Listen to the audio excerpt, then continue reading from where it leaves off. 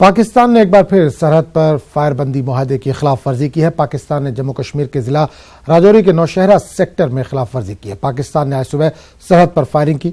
पाकिस्तान की इस नापाक हरकत से एक मुकामी शख्स जख्मी हो गया। पाकिस्तान के शेलिंग में जख्मी हुए शख्स की शनाख्त 18 साल पखरानी सेक्टर के मोहम्मद इसहाक के तौर पर हुई है। मोहम्मद इसहाक को नजदीकी अस्पताल मुंतकिल किया गया, जहां पर वो जेर इलाज है। पाकिस्तान की इस नापाक हरकत का हिंदुस्तान ने मुंहतोड़ जवाब दिया है।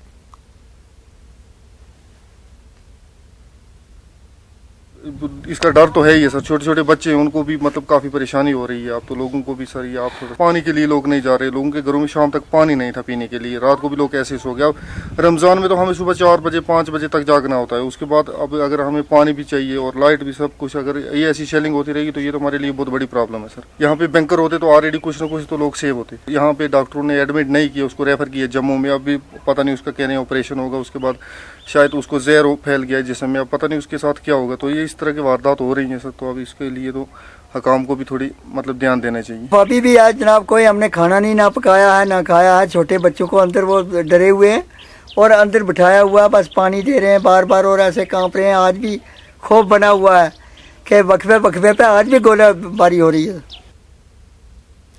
इस पूरे मामले पर बात करने के लिए हम सीधे रुक करेंगे राजौरी का, जहां से हमारे नुमाइंदे शक्ति इस वक्त फोनलाइन के जरिए जुड़े हैं। शक्ति, पाकिस्तान ने एक बार फिर नापाक हरकत की है, फायरबंदी की खिलाफ वर्जी की है। क्या ताजा जानकारी आपके पास?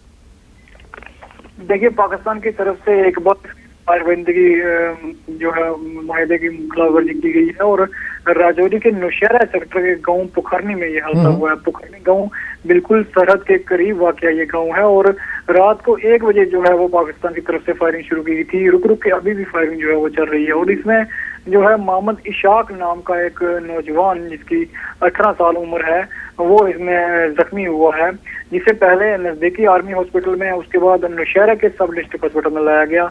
उसके बाद उसकी जो हालत थी उसको नाजुक देखते हुए उसे जीएमसी हॉस्पिटल जम्मू जो है वो रेफर किया गया है।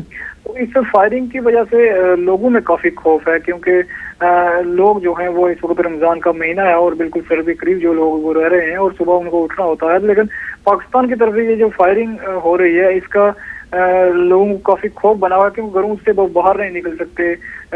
खेती बाड़ी का भी सीजन है इस वक्त, जो है वो यहाँ पर किसान लोग जो हैं वो अपने काम के लिए खेतों पे निकलते हैं। लेकिन इनकी मुश्किलें जो हैं वो काफी बढ़ जाती हैं इस तरह की जो फायरिंग लगातार पाकिस्तान जो है वो करता है इन सर्दी इलाकों में।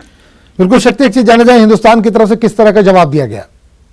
देखिए, हिंदुस्तान की तरफ से भी मुंहतोड़ जवाब जो है वो दिया जाता है और पाकिस्तान के इस नापाक हरकत से नौशहरा के पुखरनी गांवों के अलावा दूसरे जितने भी सरहद के करीब गांव हैं उन तमाम में खौफ है और भारतीय फौज जो है वो पूरी तरह से डटी हुई है और मुंहतोड़ जवाब पाकिस्तान को भारतीय फौज की तरफ से रात भर से दिया जा रहा है। और इस वक्त जो वहाँ पर सूरत हाल है और इस वक्त जो है वो स्मॉल आर्म्स से फायरिंग जो है वो छोटे छोटे हथियारों से फायरिंग जो है इस वक्त भी वहाँ रुक रुक के चल रही है।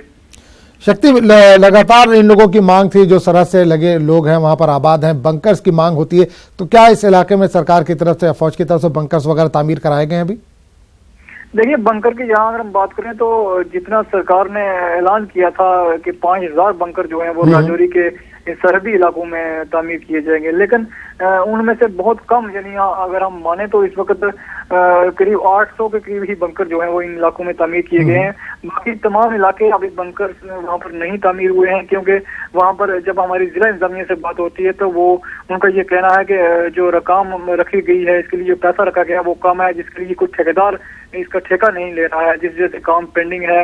और पीडब्ल्यूडी महकमा के पहले जिम्मे लगाया गया था, उसके बाद रूरल डेवलपमेंट के जिम्मे लगाया गया था, लेकिन ये दोनों महकमे फेल हो चुके हैं। इन महकमा ना ही तो खुद काम करवाता है और ना ही इनके आगे यही बात होती है कि जो ठेकेदार हैं वो ठेका नहीं ले रहे हैं, जिस वजह से ठेकेदार और महकमा के बीच का जो दूरी है इस वजह से सीधा नुकसान जो है वो लोगों को हो रहा है, क्योंकि बंकर तामीर नहीं हो रहे हैं। वहाँ पर महज कागजों में ही कहा जा रहा है, जवानी कहा जा रहा है कि बंकर बनाए जा रहे हैं और जमीनी सतह जो है वो बिल्कुल बदली हुई है, क्योंकि जमीन पर काम जो है वो काफी अरसे से बंकर का रुका हुआ है, जिससे लोगों की मुश्किलें बढ़ रही हैं और लोगों की हमेशा ये मांग रहती है कि यहाँ पर बंकर बनाया जाए ताकि जान जो है वो बचे। चलिए शक्ति, बहुत बहुत शुक्रिया इस तमाम जानकारी के लिए।